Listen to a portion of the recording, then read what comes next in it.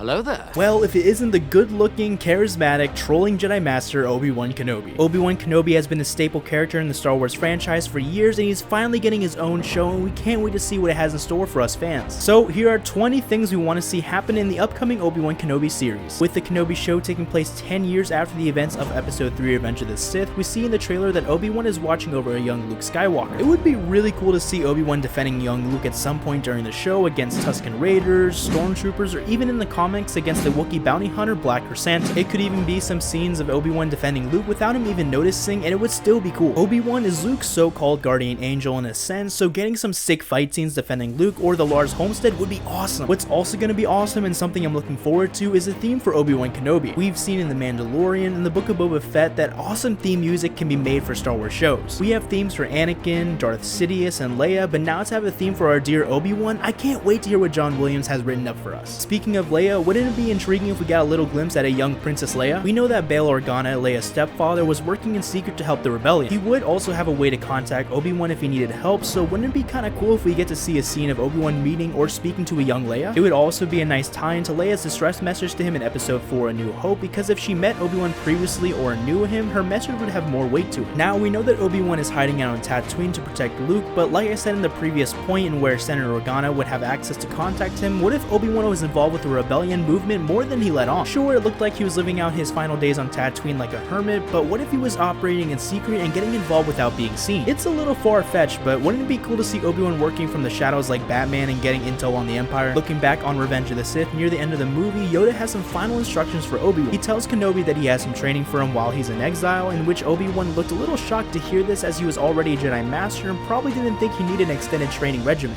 We never got to see Obi-Wan go through this training process, but I hope they add it into the show as it would be an interesting topic for Kenobi to tackle. It would be cool to see the highs and lows in this kind of training, as he would also have to be careful not to use the Force as much to bring awareness to his location from Darth Vader or other powerful dark side beings. Touching on Obi-Wan's new training, this whole new training was for Kenobi to commune with his old master Qui-Gon Jinn. With Qui-Gon figuring out how to live beyond the nether realm of the Force, Qui-Gon was able to communicate with those who were still living. It would be really neat to see Obi-Wan talk to his master again after all these years. He could talk to Qui-Gon about his struggles with Anakin, upholding his morals as a Jedi, and asking Qui-Gon many other things. Also, if we get scenes of Obi-Wan talking to Qui-Gon, we would also be getting Liam Neeson back into the Jedi robes, or at least his voice. While in exile, Obi-Wan would have a lot of time on his hands, and with that kind of time, he would be doing a lot of thinking. He could be thinking about all the events from Revenge of the Sith and all the mistakes he made, as well as having flashbacks. Something a lot of Star Wars fans, including me, want to see is some live action scenes of the Clone Wars. With Obi-Wan having flashbacks of the Clone Wars, we could see Hayden Christensen and Ewan McGregor in their Clone Wars outfits, but live action, and could even get Rosario Dawson to play as a younger Ahsoka. Now, who wouldn't want that? Having flashbacks is one thing, but having a vision is totally something else. We all know that Obi-Wan's heart only beats for the one and only Duchess Satine Kryze and Mandalore. Obi-Wan had a hard time after watching the one he loved murdered by his arch enemy Darth Maul, so what if along with the flashbacks, Obi-Wan had visions of Satine? From the trailer so far, we see Obi-Wan sitting in a cave and he looks pretty beat up, hungry, and tired. With the lack of food or sleep, one can easily slip into a hallucination. So if Obi-Wan was in a hallucination slash vision, it wouldn't be too far out of left field for him to be thinking about his girl Satine. Go find your girlfriend. Right. But no, Anakin, she's not my...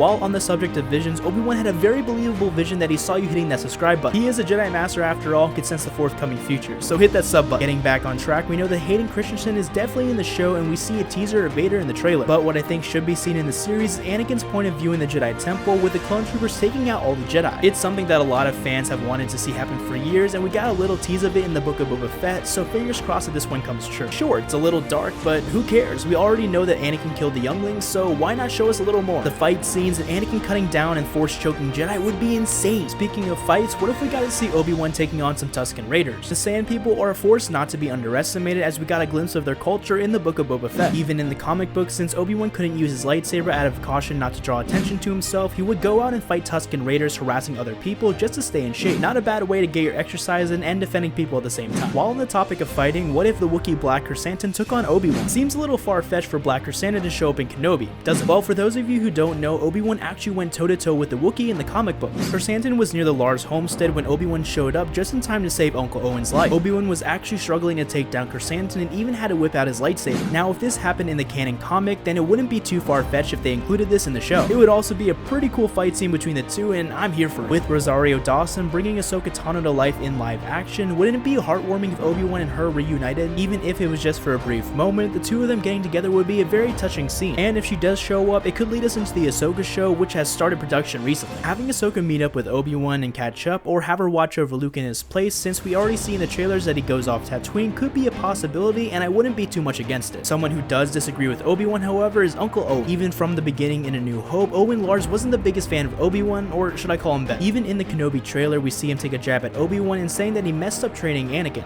Leave us alone. When the time comes, he must be trained. Like you trained his father.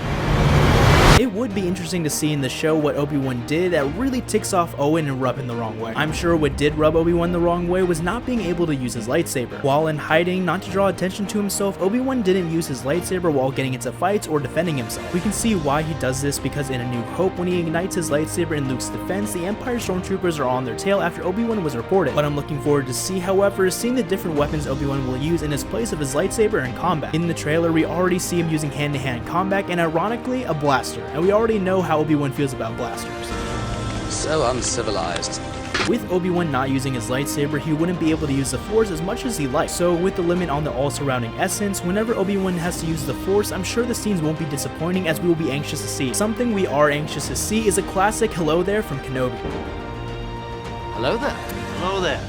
Hello there. I mean, how can you have a whole show about Kenobi and not have a hello there? It's just common sense to include it, and I feel it would be a little weird if it wasn't added to the series. What would also be a classic is if Obi-Wan came across Darth Maul on the show. Now, they wouldn't be able to meet on Tatooine in the series as Maul first finds him on Tatooine in the Star Wars Rebels series, but who says they can't meet someplace else? Maul is Obi-Wan's arch enemy, and Maul has been on the hunt for Kenobi after the first duel on Naboo where he was cut in half. So Obi-Wan encountering Maul would be pretty cool, and it doesn't have to be in the main storyline. It could be a flashback or vision as well. With the inclusion of Sith Inquisitors being in the show, it would be awesome if we got to see other Jedi make an appearance. It doesn't have to be the familiar faces like Ahsoka or Cal Kestis, but some new Jedi. It would bring some sense of intrigueness to the story, but they would have to do it in a way that it doesn't foreshadow Obi-Wan's story. Maybe if something like Obi-Wan gets a distress call from other Jedi and he goes out to try and save them, but the Inquisitors or even Darth Vader gets to them first. Now the show takes place 10 years after the events of Revenge of the Sith, so Obi-Wan isn't that old yet, and Ewan McGregor looks pretty good despite being in his 50s. I mean, look at him, the man looks like he hasn't even aged a day. Now I'm not sure if there are any time jumps in the series, but wouldn't it be interesting if we got to see how Ewan's Obi-Wan ages into Alec Guinness's Obi-Wan? It sounds weird at first, but it could be an interesting thing to see. Now, the one thing everyone is dying to see is the duel between Obi-Wan Kenobi and Darth Vader. Having this in the show will definitely be the highlight. I mean, you have years of friendship torn down, a broken master, and an enraged former pupil that just wants revenge. Obi-Wan and Anakin's last fight on Mustafar was definitely the best in the prequels, but it was ages ago in 2005, so now with the wait almost over, seeing Obi-Wan and Darth Vader go at it again would literally break the internet.